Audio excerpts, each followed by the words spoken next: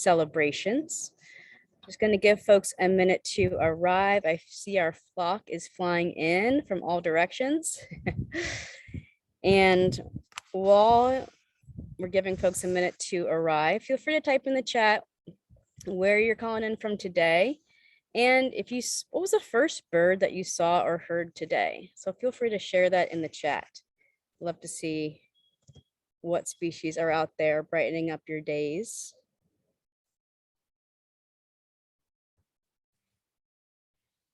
And I also invite you to find your sit spot for today. And if this is a new practice for you, just think of a place that you can see and or hear some birds where you'll feel comfortable for the next 20 to 30 minutes for our practice. And that can be a place that is, you know, by a window. And if you're by a window, to open the window if you can, your front door, right outside your home, wherever you feel comfortable. But please travel to that place and get cozy, get a drink, whatever makes you feel comfortable. Seeing in the chat, folks are coming in from San Francisco with house finches, black-capped chickadees, black phoebes, finches, Novato. All right, mockingbirds. And for folks who've just arrived, my question for you is, where are you calling in from today? What was the first bird that you saw or heard today? Feel free to share in the chat. And also, we are finding our sit spots for today, a place you can see and or hear some birds. It can be inside or outside, whatever makes you happy. Feel your body, go to the place, get cozy. So good to be with you today.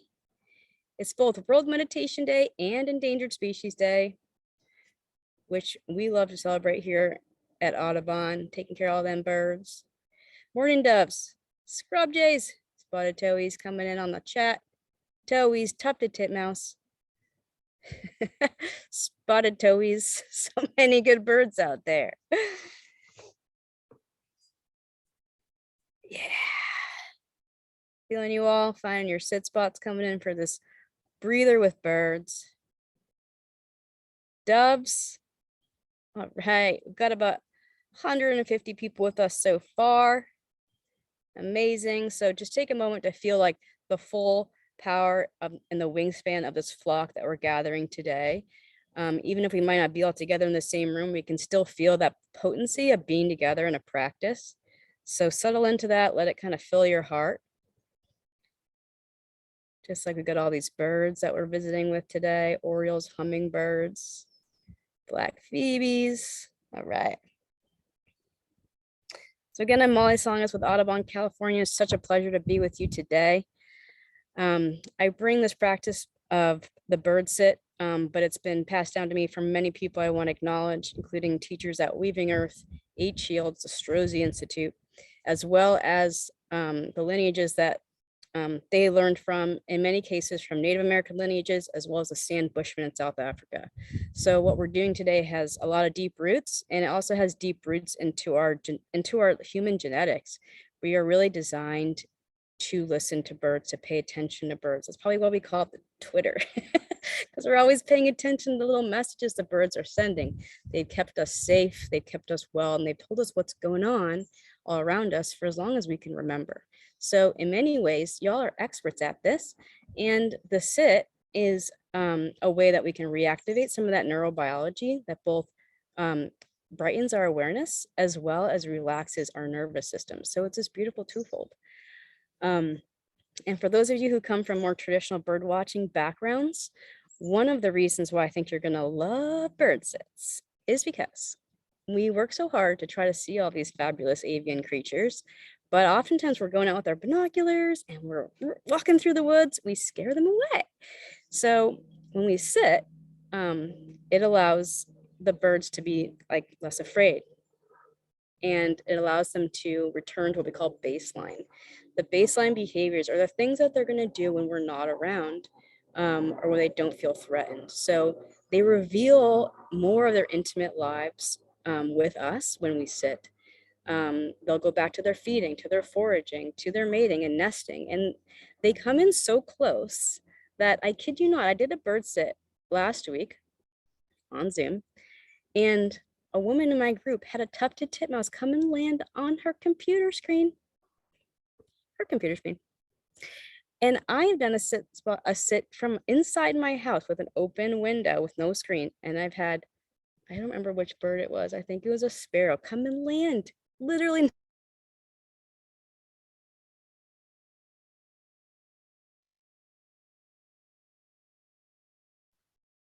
I believe Molly lost connectivity. We'll start here momentarily. Oh, got you back, Molly. Okay. Thanks, Dan. Sorry, everybody. I'm outside, so sometimes my connection is not as strong as inside. Hold on, let me just fix something. 1 minute. Okay, so that's better. So again, I'm just saying that the bird sits can be a profound intimacy practice with the birds that we want to be with. And it teaches us a lot about their lives, and it teaches us a lot about ourselves. And it's something we can anchor into in any moment in our lives. It doesn't have to be a 30-minute sit. It can be a 1 minute in our day that can really change or transform the way we feel and how connected we are. So we're going to jump into the practice. And I just want to say that as we go, to please feel free to modify this practice to do what feels good and right for you and your body. You can mute me if you want to and just listen to your birds, but feel free just to work with your body and your own senses. And yeah, so as we begin, and again, I want to thank you all for being here. Take a moment to greet your sit spot, to look around and just see, where are you right now? And I invite you to ignore the Zoom screen for the sit and just enjoy where you are. But take in your surroundings. It can be a radical act just to look up or look left and right in our digital world. So just let yourself wander.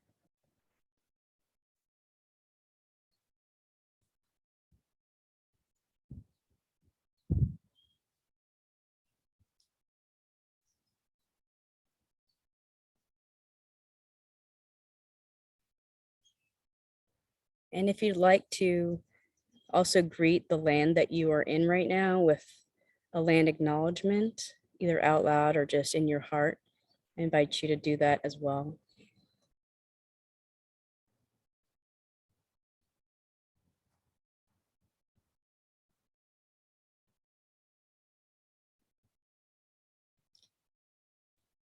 And to greet each other in this space that we are creating in this sit, all 200 of us right now. Just to feel the energy of all of us here together, we can greet each other. And finally, I invite you to put a hand on your heart and a hand on your belly if you'd like to.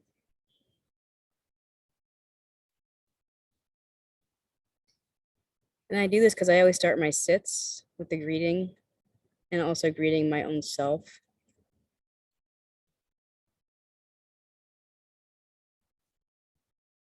Literally feeling my chest rise and fall under my hand.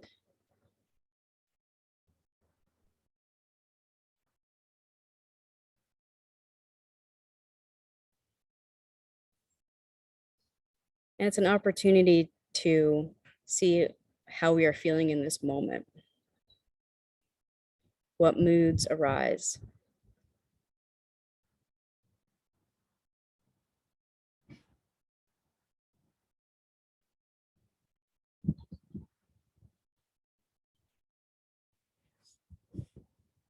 And we're not trying to change anything about how we feel or what we think. Just like the birds will fly in 1 minute, they'll pop up another, they alarm, they do all these things. It's like a mirror for our world, our emotional world. We might have a feeling of rage and then a feeling of grief and then a feeling of elation. We can have so many things fly in and fly out moment to moment. And we try to be with that with some equanimity and compassion.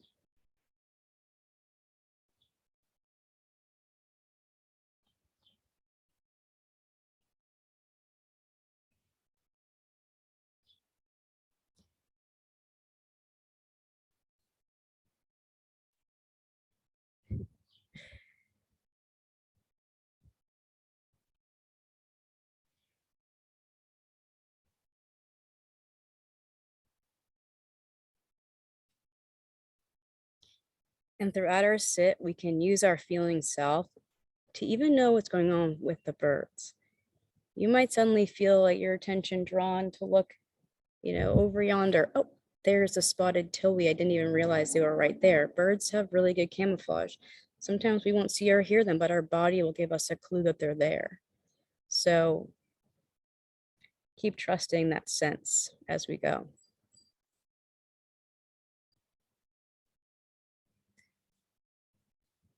Another way to activate some of our senses is to put our fingers next to our ears.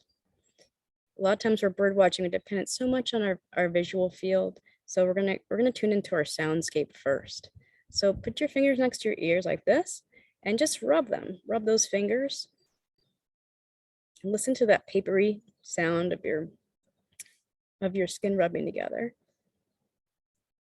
And just very gently and slowly pull those fingers further away and listen to that sound as it gets softer.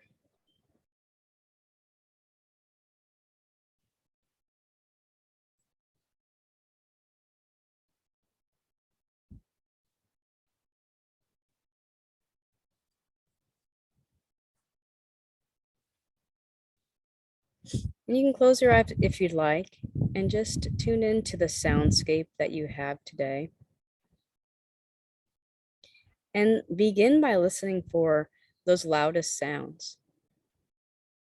It could be a bird that's alarming, like a jay, or a song sparrow singing their heart out.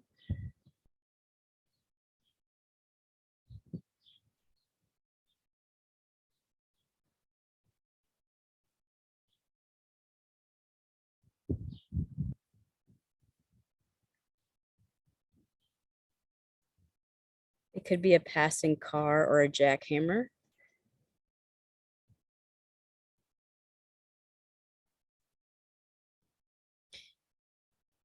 We're just acknowledging all those loudest sounds, kind of like the loudest thoughts that may arise in any moment or the loudest emotions that call our attention.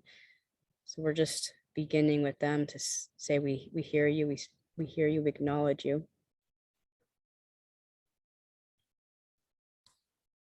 And then we can drop a little bit below that sound decibel and say, what's below that I can hear? We might not even have realized that the wind was going through the leaves until now. Or what we call little companion calls between birds, little cheep, cheep, cheep, cheep, those little tender back and forth, almost like text messages. Are you here? I'm here. Are you okay? I'm okay. They're always checking in on each other. Can we hear some of those more tender notes?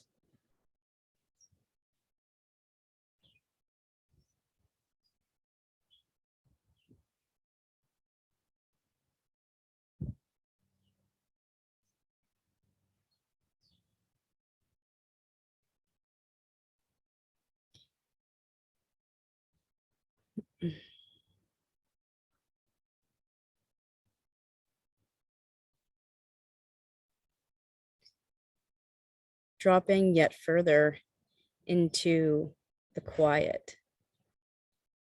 Almost imagine you can hear the quietest sound in every direction from where you are. Almost like your ears can extend for miles. Can you tune into the quiet?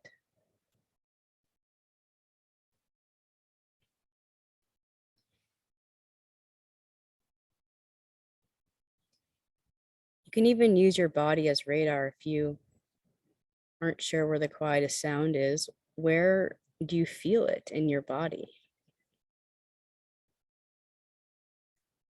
Just go ahead and point your finger in the quietest direction. You may be saying, well, what does that have to do with birds?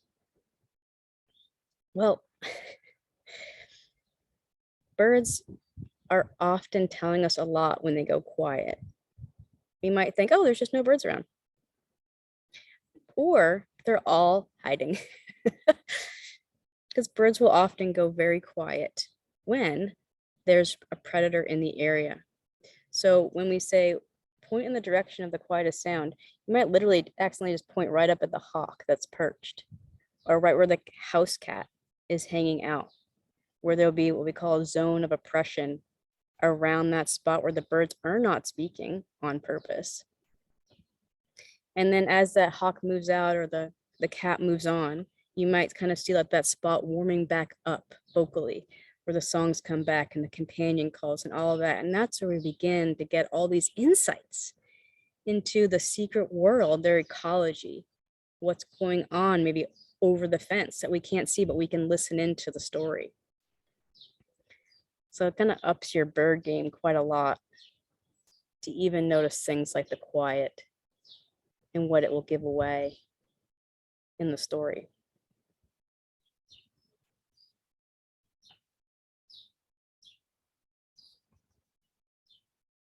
So speaking of quiet, I'm going to be quiet for the next 4 minutes and just let you enjoy the soundscape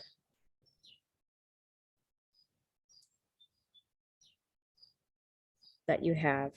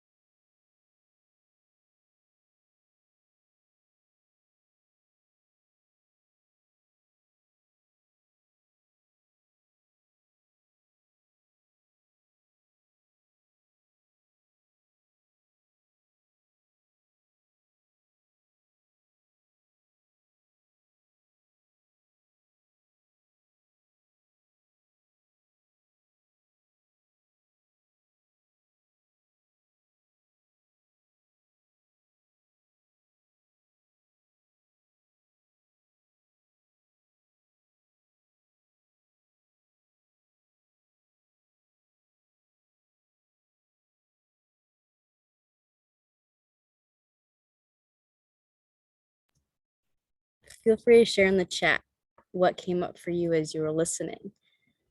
I got to have these gulls and these zebras fly overhead pretty high up going, "Ka, ka, ka, ka, ka, ka," that little voice. and I had another bird chasing away a raven, probably from their nest.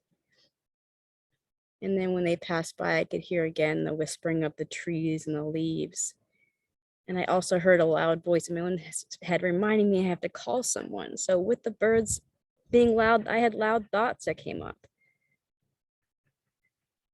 So feel free to share in the chat if you want anything that was with you. This time of year is so spectacular with the birds. They're singing, they're dancing. It's like The Voice and So You Think You Can Dance, those two shows all mashed up in one. It's like the time of their life. So there's so much activity out there, even in the middle of the day. So let's tune up another sense. We'll go for our vision, and same thing. These little rubbing fingers can do so much. So just put them next to your eyes. And what we're really getting at is that peripheral vision, what we call owl eyes. So rubbing those fingers, keep an eye on them, just right next to your eyeballs. Pull them away slowly, gently, and without turning your head. Just see if you can keep an eye on that movement, pulling them away. So you can see left to right as far as you can. Just noticing that gentle movement. Now, looking around your environment, what is moving out there? Just take a minute to look around. Maybe what's making the most movement. It could be a person or a dog or a car. Maybe it's the way the leaves are bobbing in the wind. Or if you have a lot of stillness, just the most gentle movement of a piece of grass. But what can you pick up on?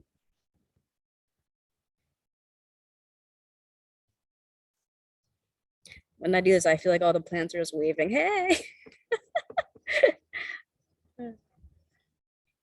And we do that because, again, so often the birds are moving in really furtive ways. They're in the underbrush. They're just bopping very gently from branch to branch. So as we tune into the movement, we might be able to spot the birds more easily that are right in our field of view.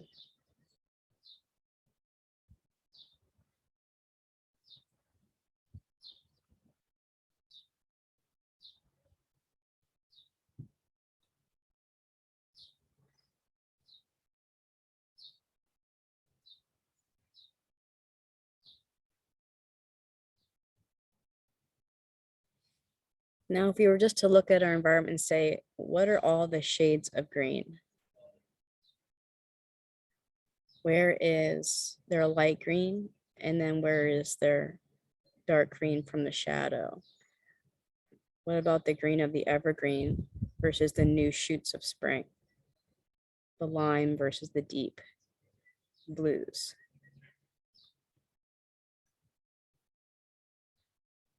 Where might there be new pops of color from the flowers in bloom?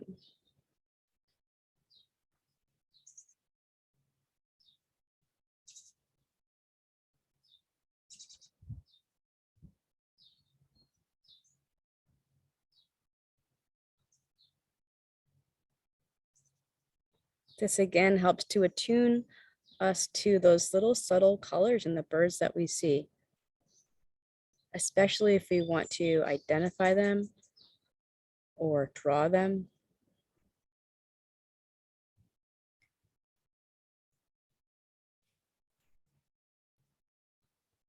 If you are seeing birds right now, what are the colors that you can see? If you see a brown bird, like, can you be more specific? Is it like a rusty brown? Is it a yellow brown?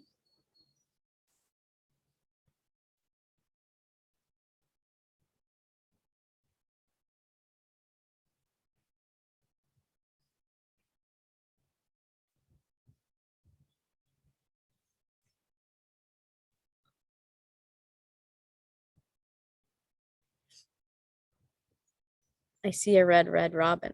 But really, if I look closely, it's more like a burnt orange in the chest. It's helping me get to know that bird a little bit better. just to pay attention. What about the beak? What color is that beak?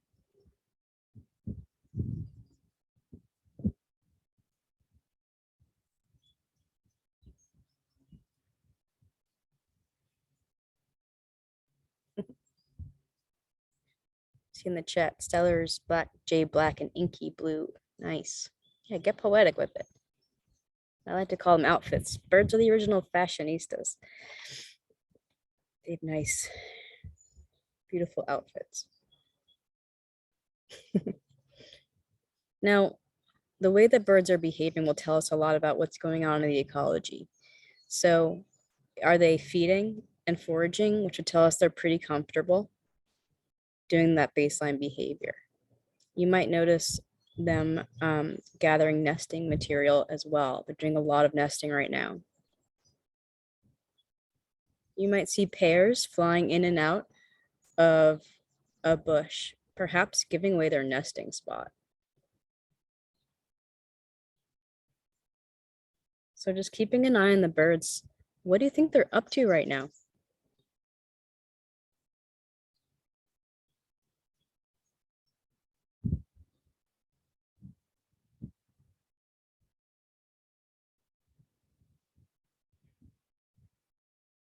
Some other birds are up to no good. We got corvids, probably searching for nests that they can raid. We got Cooper's hawks, taking advantage of all these busy bird parents, looking for an easy meal.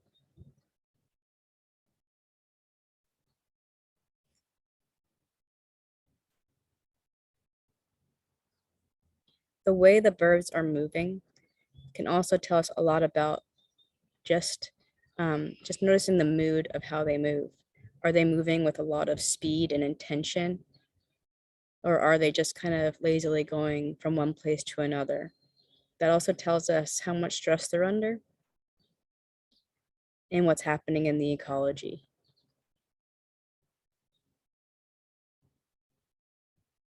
If you see a lot of birds of different species all flying out of the same direction, same place in the same direction, look behind them. That's probably where the Cooper's hawk is hanging out or flying in, or the falcon.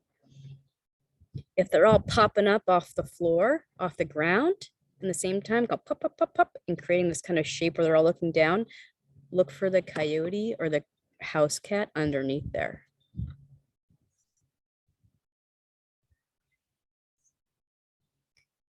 You might do a sit spot on a trail and see all these birds suddenly flying at you, and they're actually flying away from the hiker or the jogger that's going to show up on the trail a few minutes later, or even 30 seconds later. That would be us if we're just bird watching without a lot of awareness. So all of these practices are designed to slow us down so we can bring the birds in a lot closer.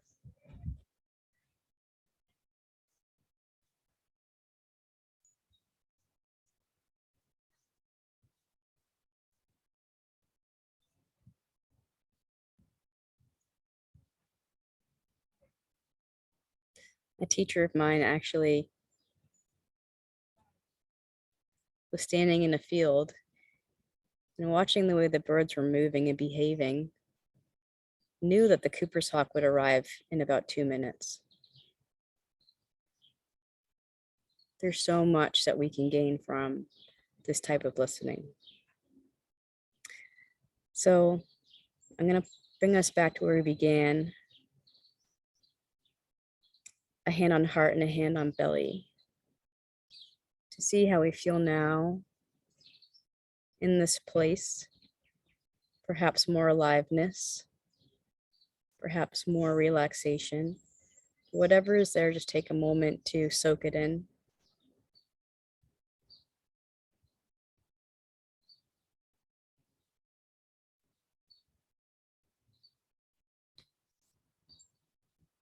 And to know that this is such a simple practice that you can take with you, to have with you of any moment in your day, for a minute even.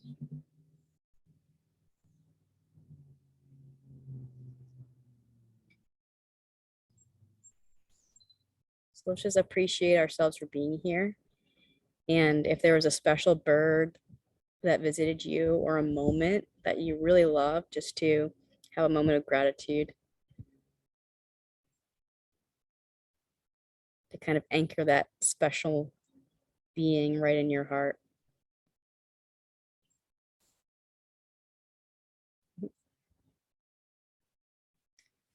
So thank you all again for being here. Happy World Meditation Day. Happy Endangered Species Day. Dedicate this practice personally to all my endangered species out there. Tricolor blackbirds in California Central Valley. We hope to do more birds in the future. We'll keep you posted. But thank you all and enjoy your weekends. May the birds be with you.